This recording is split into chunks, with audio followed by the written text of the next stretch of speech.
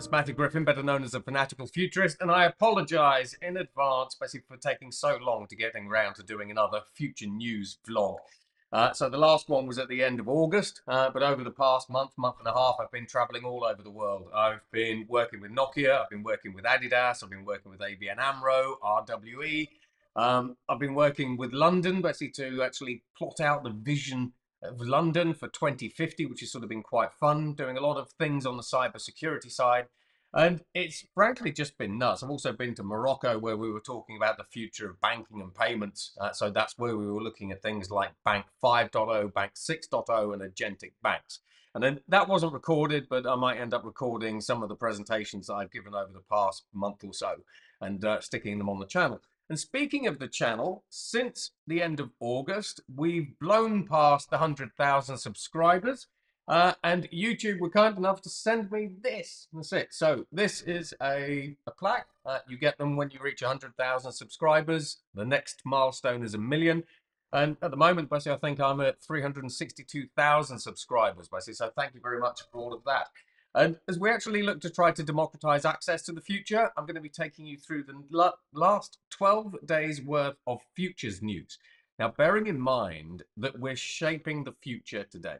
So the technologies that we develop today, the innovations and breakthroughs that we see in the labs, and thanks to researchers and scientists that we see today, provided they can reach escape velocity, so get investment, we can build the ecosystems, they have utility and they're useful and all that kind of stuff, you could end up actually either using some of these things for your benefit, being affected by some of these things, maybe for your detriment. We'll go through that.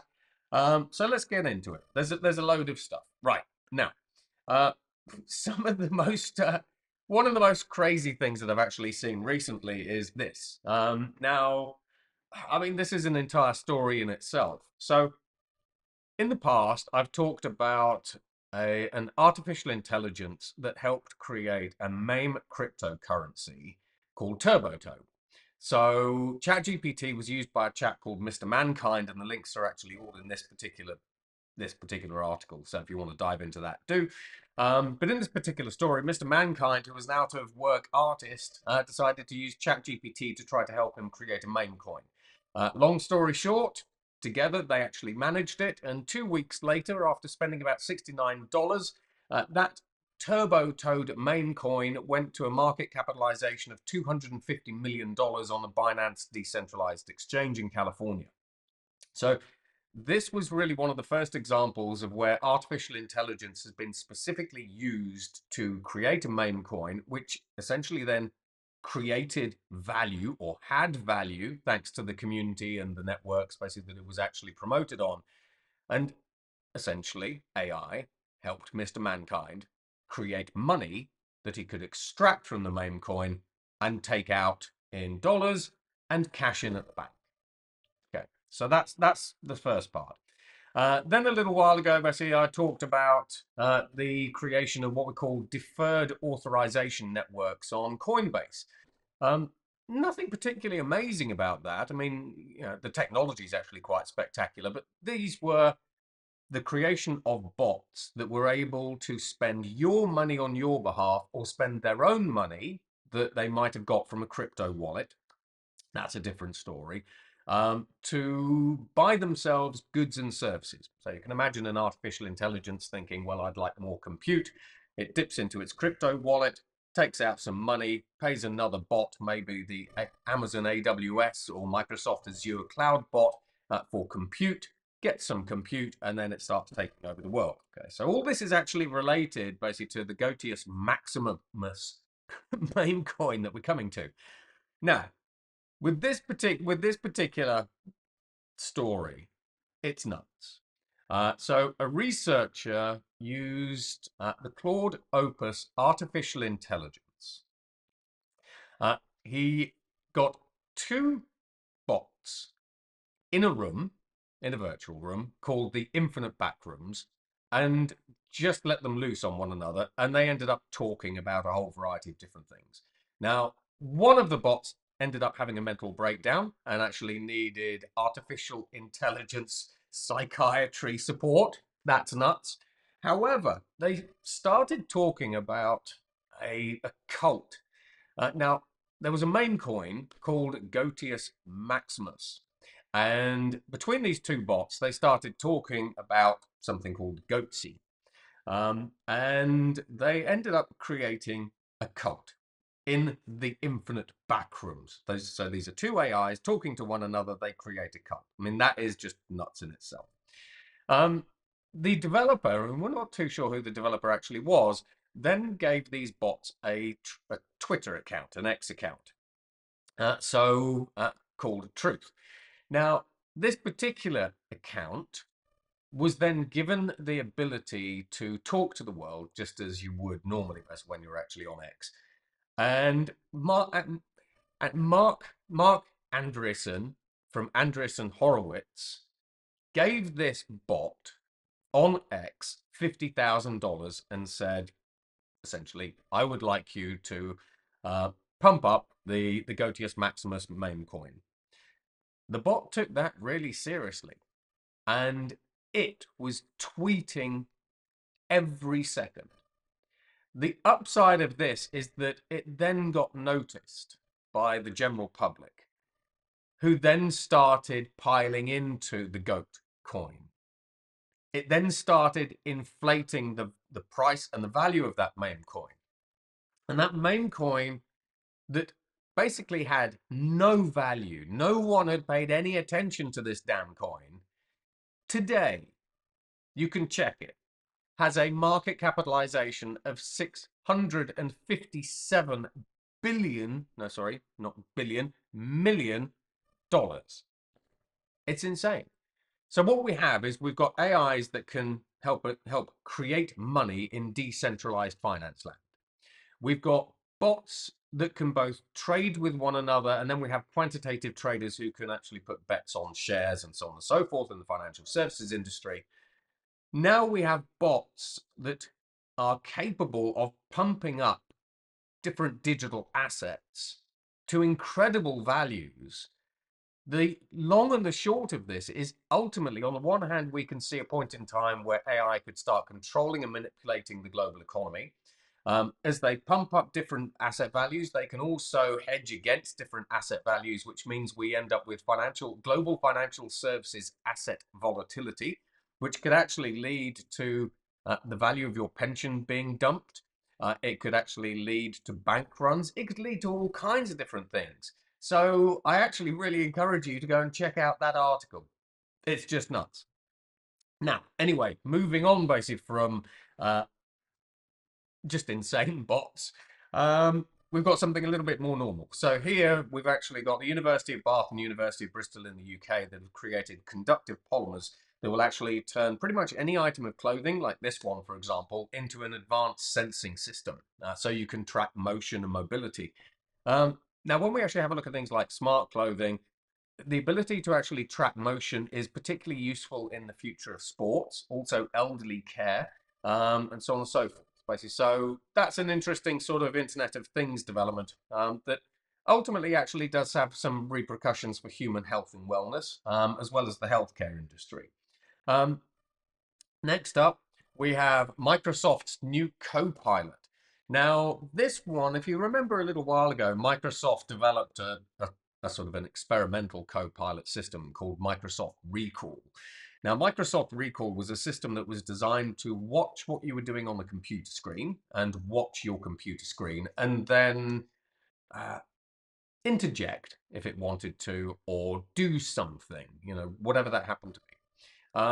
Now, due to privacy concerns, Microsoft Recall was canned quite quickly, but it's now been resurrected. So when we actually have a look at artificial intelligences, the fact of the matter is that when you actually are using your screen at work, having an artificial intelligence that can see what you're doing on your screen, the applications that you have open, the tasks that you're doing, et cetera, is actually quite useful.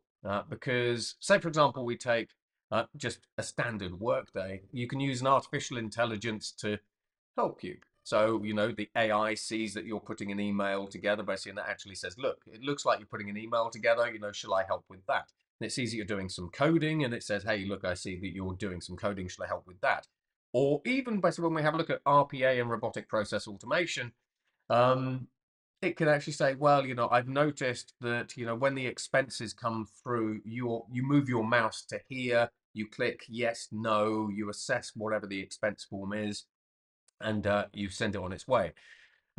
So using an artificial intelligence that is able to see your screen actually really could put things like robotic process automation and robo automation on steroids. However, the fact of the matter is that if it's actually hacked, and we've got a lot of different ways that we can hack these artificial intelligences, it's called ML7, then we can also see exactly what's on your screen from an attacker's perspective. And I mean, obviously that's got some benefits. Now, talking about AIs, basically we've got OpenAI. OpenAI have recently kind of copied, or should we say, utilized Anthropic's Claude artifacts feature. So with Claude, the idea is that you have a single screen. It's split into two. You're asking the artificial intelligence on the left-hand side to do something, and on the right-hand side, it's generating the output. Now, with OpenAI Canvas, you ask the AI to create some software for you, and you can actually see it being developed on the right-hand side. But with code translation, recently Amazon actually saved 4,500 man years and $256-ish million by using artificial intelligence to update over 30,000 Java apps. So one of the biggest problems that we see in IT, so for example, the CEO might care, or the CIO might care about this, is the ability to translate from one old code base like Fortran and actually update it into a more modern code base like whatever you want, Java, for example, or Ruby or Python or whatever we get up to. And this particular innovation actually does that. So think of this as a universal translation system, basically for code. Now, over here, as we see the growth in renewable energy continuing to dominate the world, Tesla recently landed a 15.3 gigawatt grid scale storage deal, basically with a Californian company called Intersect, to improve California's grid reliability and resilience. With MIT, so we've been talking a lot about the impact that artificial intelligence has on education.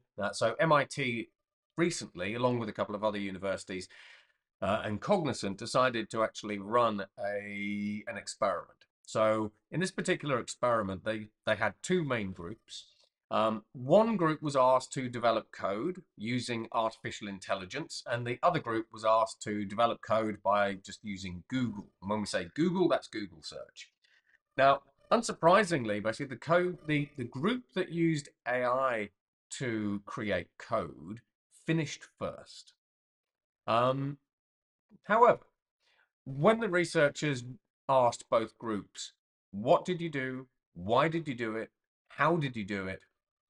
And asked these two groups to explain the code that they'd actually created, unsurprisingly, the group that had actually used artificial intelligence had really no idea what they'd done, how to change it, what the feature functionality was, and so on and so forth. The group that had actually used Google were able to explain everything. So this is sort of where we get into the debate basically over individuals using artificial intelligence to get AI to do the work for them. And this is something called social loafing. So I get AI to generate a report for me. I've not had to put any thought into it. I might have read it, but I've not really absorbed the content, thought about the content or whatever it happens to be. And I've just pushed it out to whatever client I've pushed it out to. So if you're a company, though, I can imagine it'd be very, very attractive to use artificial intelligence to improve productivity and accelerate the rate that we can actually do tasks. But then at the same time, don't you want people within your organization who know what they've done and who actually have a level of expertise? So when we have a look at this is where I think ultimately you kind of end up with a hybrid model rather than just leaning all the way into using artificial intelligence basically to do something. This is where I think organizations really have to think very carefully about how much individuals are reliant on AI and how much they use it in their daily sort of lives. So moving on, science fiction becomes science fact. So about 5 years ago, I was talking about some of the latest telepathic breakthroughs. So we've seen China creating telepathic materials, which can read your thoughts and then transfer your thoughts or translate your thoughts basically into, text messages or whatever it happens to be. About 5 years ago, Harvard managed to get two people to communicate with one another telepathically when they were awake. We've seen BrainNet, where we're actually using human brain machine interfaces to play games like Tetris and so on and so forth. So, telepathy is a thing. And the use of brain waves basically to do things, actions, that's also a thing. We've seen that for quite a while now. This is the very, very first example that I've seen where artificial intelligence, and actually in this case, all that the researchers used was earbuds, where AI was used to help two people who were in a lucid dreaming state communicate with each other in their thoughts. So again, I would actually recommend basically that you actually check out this article here. Um, it's quite nuts, but that is literally science fiction. Now, in terms of what we could actually use this technology for in the future, you can imagine being able to learn things basically while you're actually asleep, having communication and conversations basically with other people. So maybe you could actually do a conference call with your boss while you're asleep during the day. That'd be a nutty thing. Um, Next, basically, we've got, since I've been doing quite a bit on the future of banking and payments recently around the world, we have Nexus.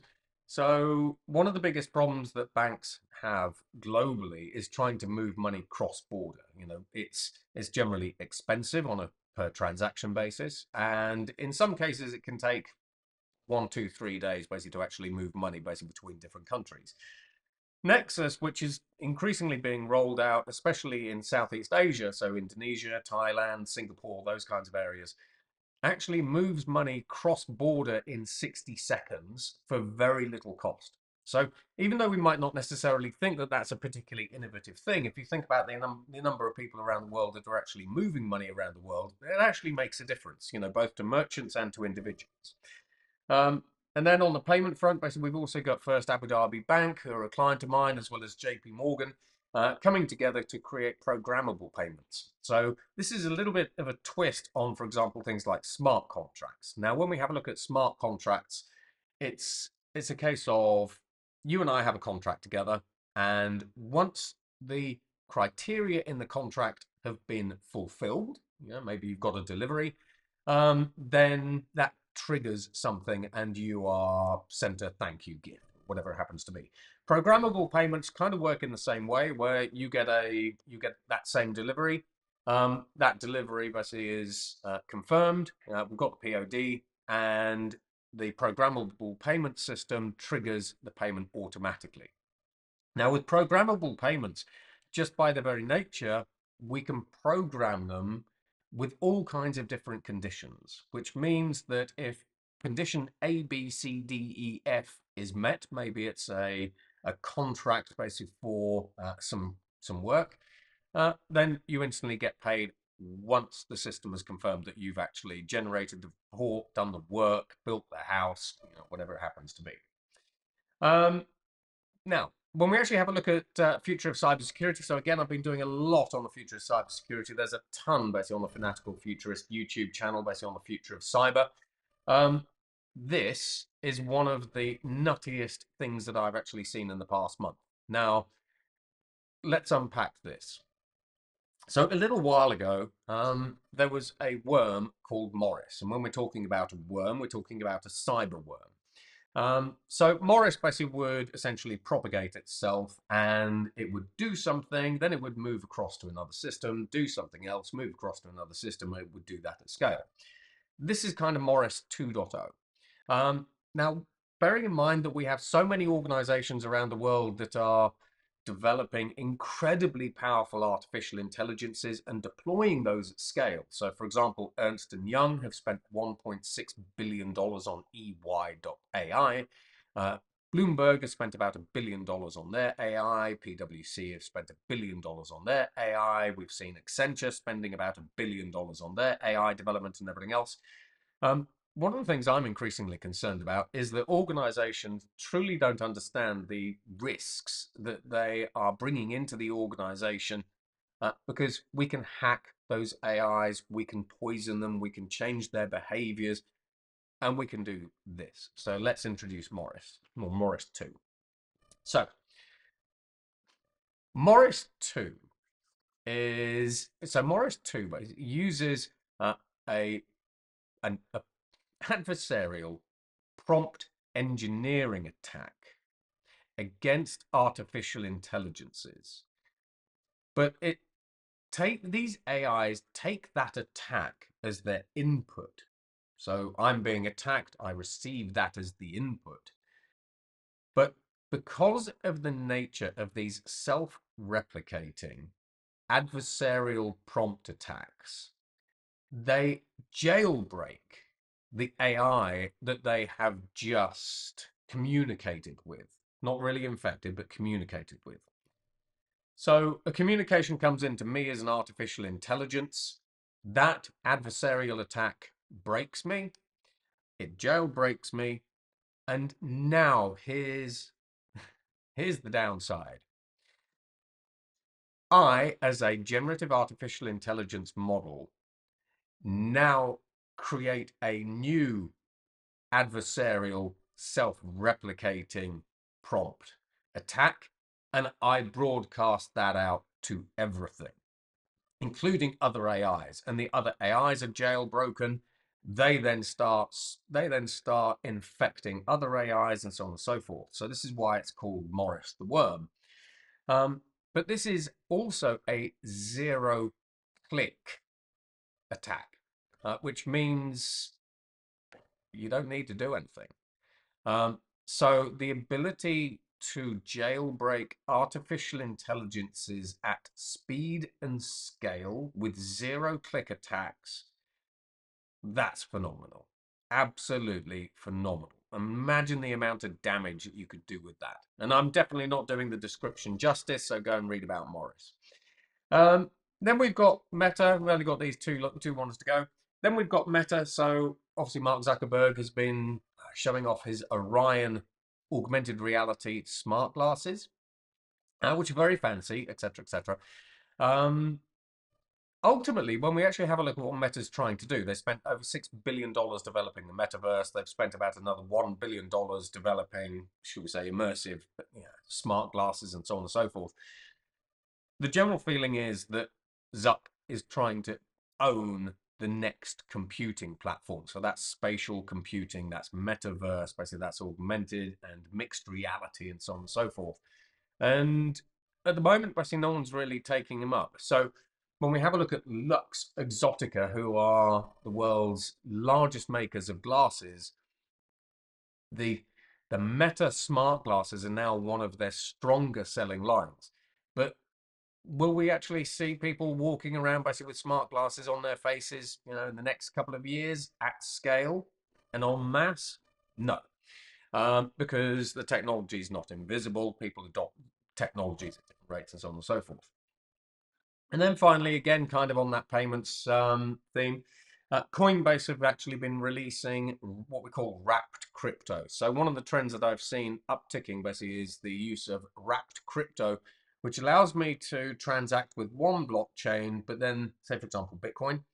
And then we use wrapped Bitcoin as a means to transact and interact and pay via the Ethereum blockchain. So wrapped cryptocurrencies is another way that we can improve the interoperability between different chains, so between different blockchains. And that's it for the moment. So that's the past 12 days of future technology news. I think we've covered quite a lot there. I hope you enjoyed it. Go to the fanaticalfuturist.com website if you want to go and see the latest, all of the different latest news snippets and so on and so forth. It's only about the future. And then if you want to download a load of free books, then go to 311institute.com. At the top, there's a banner. So I've been updating the trends and emerging technology codexes. The emerging technology codex goes up to 50 years out. and the trends codex now has details of about 300 megatrends in it, etc., etc. Thank you for listening. Take care. Goodbye.